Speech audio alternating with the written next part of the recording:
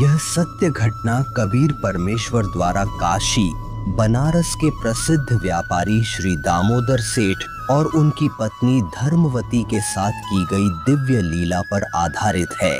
काशी नगरी में जन्मे दामोदर सेठ एक समृद्ध और प्रतिष्ठित व्यापारी थे। उनके पास एक विशाल जहाजी पोत था जिससे वे विदेशों में व्यापार करते थे। उनकी पत्नी धर्मवती धार्मिक स्वभाव की महिला थीं, जो परमात्मा में गहरी आस्था रखती थीं।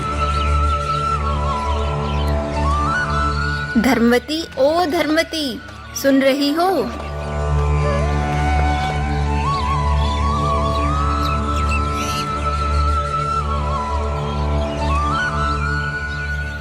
आओ बहन, कैसे याद किया? बहन, हमारे घर पर गुरुजी सत्संग करने आए हैं। तुम भी चलो, सत्संग सुनकर अपना कल्याण करा लो। सत्संग? सत्संग तो मुझे भी सुनना चाहिए। ठीक है बहन, चलो।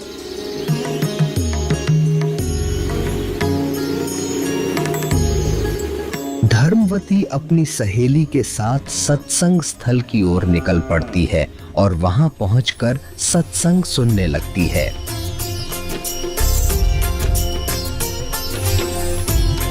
धर्मवती को सत्संग बहुत अच्छा लगता है।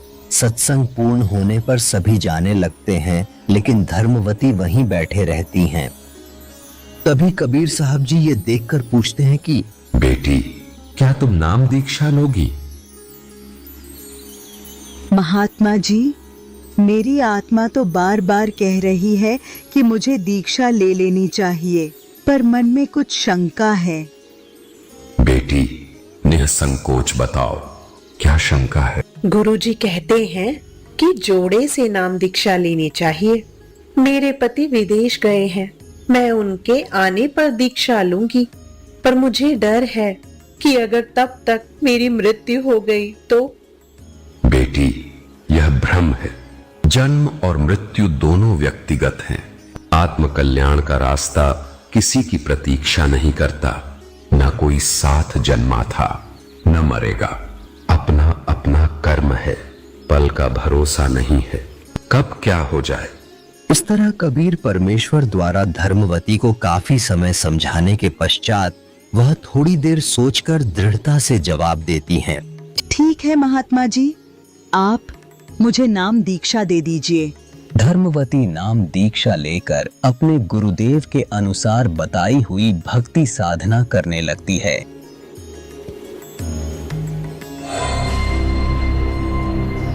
धीरे धीरे समय गुजरता है और दामोदर सेठ विदेशों से व्यापार कर अपने घर लौट आते हैं। रास्ते की थकावट के कारण वे कुछ देर आराम करने लगते हैं। तभी धर्मवती आती है।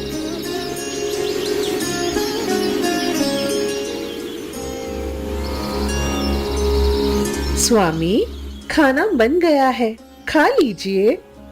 हाँ हाँ धर्मवती, बहुत भूख लगी है, खाना लगाओ।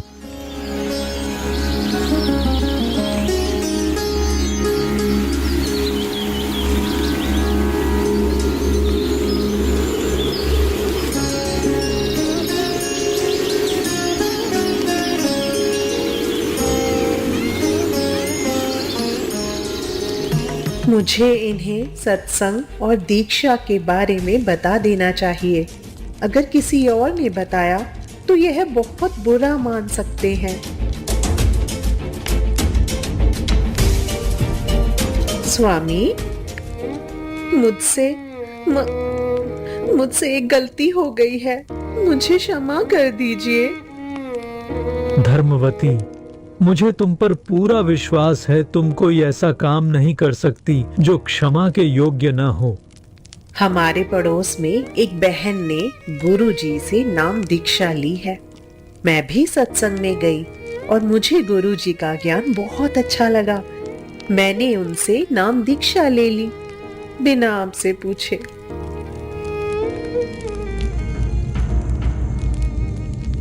धर्मवती, तुमने बहुत अच्छा किया। भगवान की भक्ति सबसे बड़ा काम है। मैं तुमसे नाराज कैसे हो सकता हूँ? मुझे आज इन्हें सत्संग में ले जाना चाहिए। अगर इन्होंने एक बार सत्संग सुन लिया और देख लिया तो इन्हें विश्वास हो जाएगा। स्वामी, आज गुरुजी का सत्संग है, कृपया मेरे साथ चलिए। धर्मवती, मैं बहुत थका हुआ हूँ, तुम जाओ। स्वामी, रात का समय है, मैं अकेले कैसे जाऊं? मेरे साथ की सारी सहेलियां चली गई हैं। आप पीछे बैठ जाइए, अगर नींद आए तो सो जाना। गुरुजी कुछ नहीं कहेंगे। ठीक है। दामोदर धर्मवती की बात मानकर सत्संग स्थल की ओर बढ़ते हैं और पीछे जाकर शांत भाव से बैठ जाते हैं। आदि रमैनी अदली सारा, जाजन होते धूम धूमकारा, सतपुरुष की ना प्रकाशा, हम होते तख्त कबीर खवासा। मन मोहिनी सिरजी माया, सतपुरुष कबीर एक ख्याल बनाया। धर्मराय सिरजे दरबानी, 64 युग तप सेवा ठानी। पुरुष पृथ्वी जाको दीनी, राज करो देवा रख आदीनी। ब्रह्मांड 21 राज तुम दीना, मन की इच्छा सब जग लीना। माया मूल रूप एक छाजा, मोहि लिए जिन्हों धर्मराजा। धर्म का मन चंचल चित धारा, मन माया का रूप विचारा। चंचल चेरी चपल चिरागा, या के पर से सर्व सौ जागा। धर्मराय किया मन का भागी, विषय वासना संग से जागी। आदि पुरुष अदली अनुरागी, धर्मराय दिया दिल से त्यागी। पुरुष लोक से दिया ढहाई, सहज दास के दीप चल आए भाई। सहज दास जिस द्वीप रहंता, कारण कौन कौन कुल पंथा। धर्मराय बोले दरबानी, सुनो सहज दास ब्रह्म ज्ञानी। 64 युग हम सेवा कीनी, पुरुष पृथ्वी हमको दीनी। चंचल रूप बया मन मोरा, मन मोहिनी ठगिया भौरा। सतपुरुष के नाम भाए, पुरुष लोक से हम चल आए। अगर दीप सुनत बड़ बागी, सहज दास मेटो मन पागी। बोले सहज दास दिलदानी, हम तो चाकर सत सैदानी। सतपुरुष से अर्ज बुझारूं, जब तुमरा भी मान उतारूं। सहज दास को किया पियाना, सत्यलोक लिया परवाना। सतपुरुष साहेब सर्वंगी, अवगत अदली अचल अभंगी। धर्मराय तुमरा दरबानी, अगर दीप चल गए परानी। कौन हुक्म करी अर्ज आवाजा, कहाँ पठाऊं उस धर्मराजा। बही आवाज अदली एक साचा, विषय लोक जाति नो बाचा। सहज विमान चले अधिकाई, छिन में अपने द्वीप चल आई। हम तो अर्ज करी अनुरागी, तुम विषय लोक जाओ बड़ भागी। धर्मराय के चले विमाना, मान सरोवर आए प्राणा। मान सरोवर रहन न पाए, जहाँ कबीरा रूप में था ना लाए। बंक नाल की विस्मी बाटी, तहाँ कबीरा रोकी घाटी। इन पांचों मिल जगत बंधाना, 184 में जीव सताना। ब्रह्मा विष्णु महेश्वर माया, धर्मराय का राज बैठाया। यो खोखापुर झूठी बाजी, भीष्ट बैकुंठ दगासी साजी। कृत्रिम जीव बुलाने भाई, निजगर की तो खबर न पाई। 1.25 लाख उपजय नित हंसा, 1 लाख विनसे नित अंसा। उत्पत्ति कपति या परलय फेरी, हर्ष शोक जो राजम जेरी। पांचों तत् हैं परलय माही, सतगुण रजगुण तम गुण जाई। 8 अंग मिली है माया, पिंड ब्रह्मंड सकल बरमाया। या मैं सुरति शब्द की डोरी, पिंड ब्रह्मंड लगी है खोरी। श्वासा पारस मन गहरा को, खोल कपाट अमीर सचा को। सुनाऊं हंस शब्द सुन दासा, अगम द्वीप है अग है बासा। बहु सागर यम दंड जमाना, धर्मराय का है तलबाना। पांचों ऊपर पद की नगरी, बाट विहंगम बंकी डगरी। हमरा धर्मराय सो दावा, बहु सागर में जीव भरमाया। हम तो कहें अगम की बाणी, जहाँ अभिगत अदली आप कबीर बिनानी। बंदी छोड़ हमारा नामम, अजर अमर है अस्थिर ठामम। युगन युगन हम कहते आए, जमजोरा से हंस छुटाए। जो कोई माने शब्द हमारा, वो सागर नहीं भर में धारा। या मैं सुरती शब्द का लेखा, तन अंदर मन को किन देखा। दास गरीब कबीर की बाणी, खोजो हंसा शब्द सैदानी। सत्संग पूरा होता है। धर्मवती दामोदर के पास जाती हैं और पूछती है, स्वामी, आपको सत्संग कैसा लगा? नींद तो नहीं आई ना? धर्मवती, नींद कैसी? मुझे तो नाम दीक्षा लेनी है। क्या गुरुजी मुझे दीक्षा देंगे? हाँ स्वामी, गुरुजी सबको नाम दीक्षा देते हैं। दामोदर सेठ परमात्मा के पास आके हाथ जोड़कर बैठ जाता है और नाम दीक्षा देने की प्रार्थना करता है। सुनो लाला जी, आप देवताओं के पुजारी हैं। नाम दीक्षा लेने के बाद आपको अन्य उपासनाएं त्यागनी होगी। जैसे मैं बताऊं, उसी प्रकार देवताओं की साधना करनी होगी। यह नियम है। क्या आप इसके लिए तैयार हैं? हे परमात्मा, मैं एक बनिया हूँ और सौदा करना अच्छे से जानता हूँ। जो ज्ञान आपने मुझे दिया है वह इस पृथ्वी पर कहीं और नहीं मिल सकता। अब मैं निर्णय कर चुका हूँ। आप मेरे गुरु हैं और मैं आपका चेला। मुझे दीक्षा दीजिए। मैं हर परिणाम सहने को तैयार हूँ। आप मेरे साथ रहिए। जो होगा देखा जाएगा। सेठ जी, मैं तो केवल एक धानक हूं और आप ठहरे लाला जी सेठ। आपकी बिरादरी आपको धिक्कारेगी। क्या आप यह अपमान सह पाएंगे? हे परमात्मा, मुझे किसी अपमान की परवाह नहीं है। मुझे आपके ज्ञान पर पूर्ण विश्वास है। मुझे दीक्षा दीजिए। जो कुछ भी होगा मैं सहने के लिए तैयार हूँ। इस प्रकार दामोदर सेठ अपने कबीर परमेश्वर से नाम दीक्षा प्राप्त कर उनके द्वारा दी गई भक्ति साधना करने लगते हैं और कुछ समय बाद अपने व्यापार के सिलसिले में वे फिर से जहाज से विदेश जाने की तैयारी करने लगते हैं।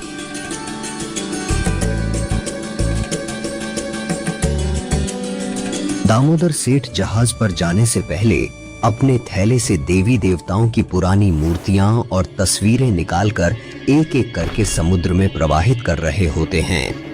थोड़ी दूरी पर उनके दो साथी व्यापारी यह दृश्य देखकर चौंक जाते हैं। अरे ये देखो, दामोदर सेठ देवी देवताओं की मूर्तियां समुद्र में डाल रहे हैं। चलो बाकी लोगों को बताते हैं।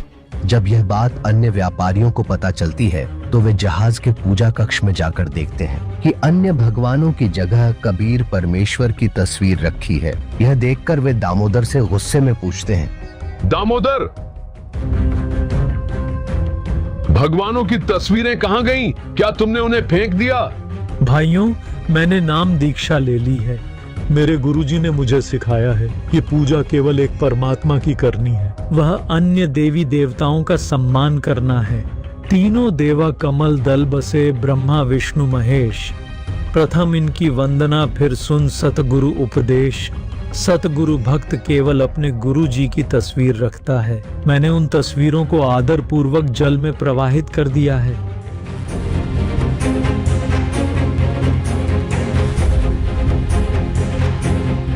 तूने क्या कर दिया? यह तो जुल्म है।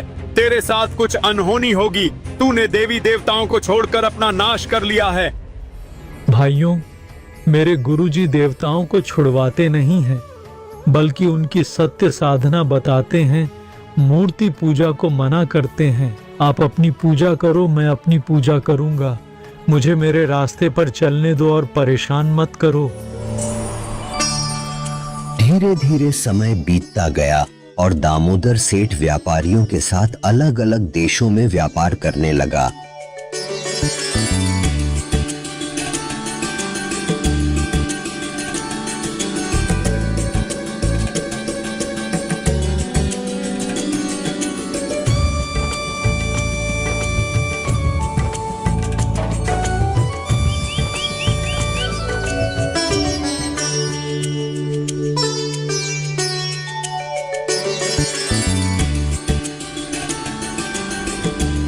दामोदर सेठ अपने गुरु कबीर साहिब जी के बताए अनुसार भक्ति साधना करते रहते थे, जिसे देखकर अक्सर दामोदर के साथी कहते थे,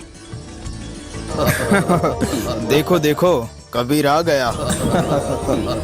साथियों, कोई बात नहीं, तुम मुझे चिढ़ाकर खुश हो लो, लेकिन याद रखना, परमात्मा का नाम लेने से तुम्हारी जीभ भी पवित्र हो रही है। समय बीतता है और सभी व्यापारी अपना अपना माल लादकर घर लौट रहे होते हैं। तभी बीच समुद्र में अचानक भयानक तूफान आ जाता है।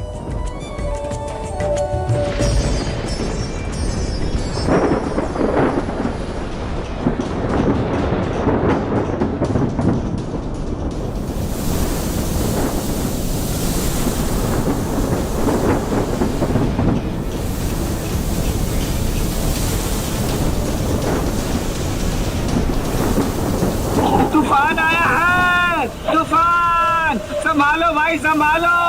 पाल खोल दो, पाल खोल दो।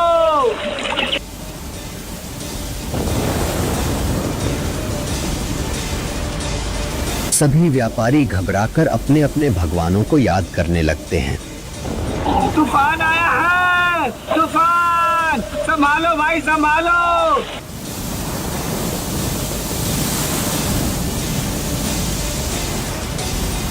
हे भगवान हमारी रक्षा करो, हमारे देवताओं कृपा करे, कृपा करे, हमारे देवताओं कृपा करे, कृपा करे, हमारे देवताओं कृपा करे, कृपा करे।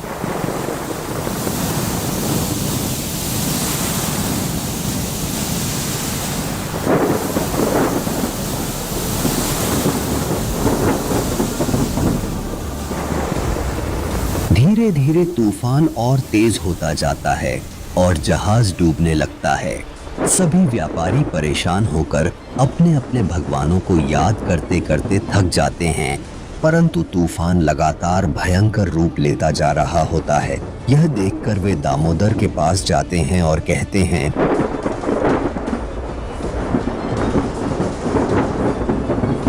दामोदर भाई, सुना है सतगुरु के भगत की परमात्मा अवश्य सुनता है। क्यों ना आप अपने गुरु जी से प्रार्थना करें।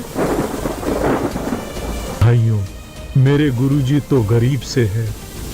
आप सभी के देवता इतने ताकतवर हैं, जब आप बचोगे तो मैं भी बच जाऊंगा। भाई कहते हैं सदगुरु के भगत की परमात्मा अवश्य सुनता है, आप याद करो।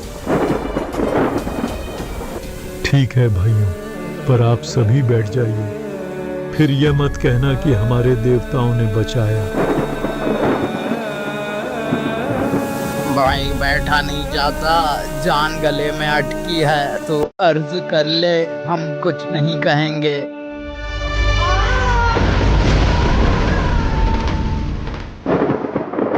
हे परमात्मा, आज लाज रख दो, मेरे कारण आपकी छवि खराब हो जाएगी। मुझ पापी को बाद में मार देना।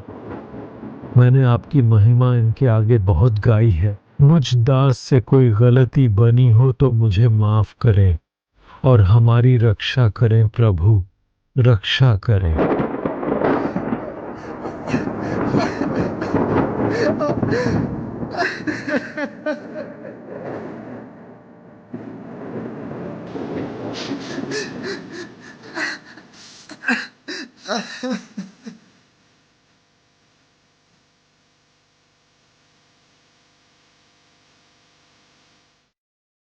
दामोदर सेठ के हुए थे अकाज, अर्ज करी डूबता देख जहाज। दामोदर सेठ के हुए थे अकाज, अर्ज करी डूबता देख जहाज। लाज मेरी रखियो ग्रीव नवाज, समुद्र से पार लंघाने वाले। लाज मेरी रखियो ग्रीव नवाज, समुद्र से पार लंघाने वाले। धन धन सतगुरु सत कबीर भक्त की, पीड़ मिटाने वाले।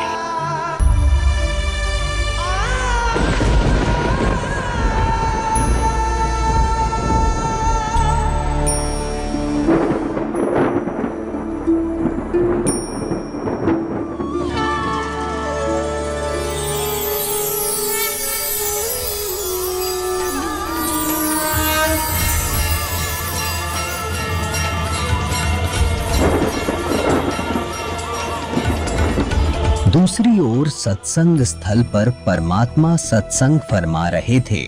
उनके शरीर से शरद ऋतु में भी पसीना छूट रहा था। परमात्मा चेहरे पर हाथ फेरकर पसीने पूछकर झटकते हैं तो जिस श्रद्धालु के छींटे लगते हैं वह पूछता है, हे परमात्मा, इतनी सर्दी में आपको पसीना क्यों आ रहा है? यह पसीना नहीं है, मेरा एक भक्त दामोदर सेठ है। उसका जहाज समुद्र में डूबने जा रहा था। मैं अभी उसका जहाज बचाकर आया हूँ। यह कैसे संभव हो सकता है? परमात्मा तो यहाँ पर बैठे हैं। दूसरी ओर समुद्री तूफान शांत हो गया था और दामोदर बेहोश पड़ा था। दामोदर सेठ के साथी उसे इस हालत में देखकर उस पर पानी के छींटे मारने लगे, जिससे दामोदर को होश आ गया।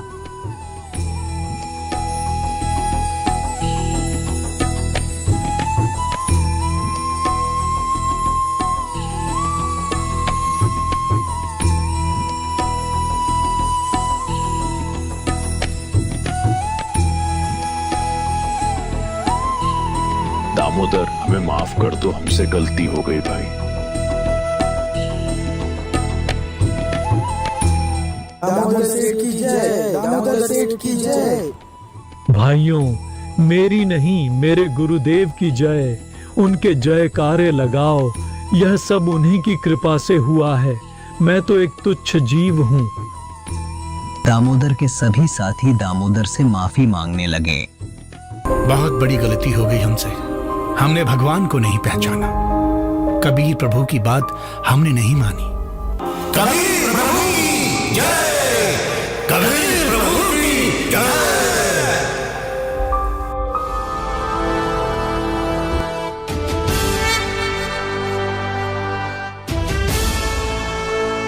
कुछ समय बाद जहाज तट पर पहुंच गया। सभी व्यापारी दामोदर को अपने कंधों पर बिठाकर जयकारे लगाने लगे।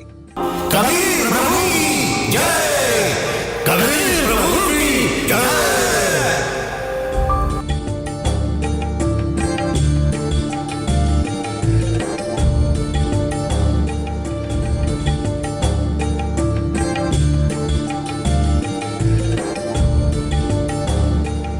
शहर में दामोदर के घर पहुंचने पर पता चलता है कि उनकी पत्नी सत्संग में गई हैं। व्यापारी उन्हें सत्संग स्थल पर ले जाते हैं। सत्संग स्थल पर जयकारे गूंज रहे होते हैं। कबीर प्रभु की जय, कबीर प्रभु की जय। यह देखकर परमात्मा कहते हैं, बाहर देखकर आओ, इतना शोर कैसे हो रहा है? कबीर प्रभु की जय। परमात्मा बाहर दामोदर सेठ और उनके साथी आपका दर्शन करना चाहते हैं। उन्हें अंदर बुला लो।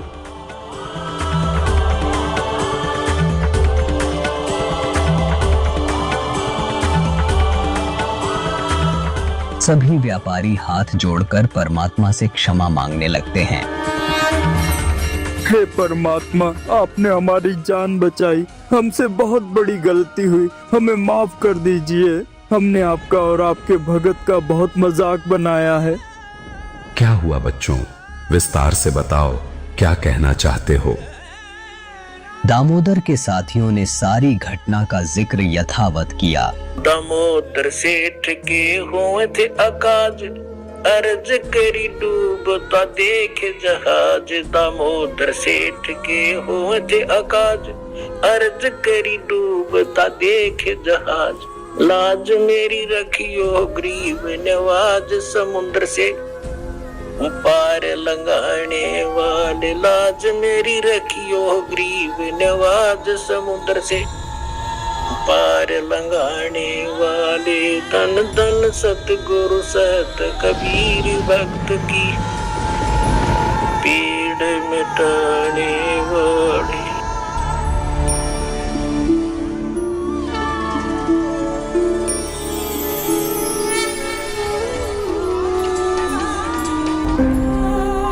कबीर प्रभु, हमको माफ करना, हमने आपको पहचाना नहीं।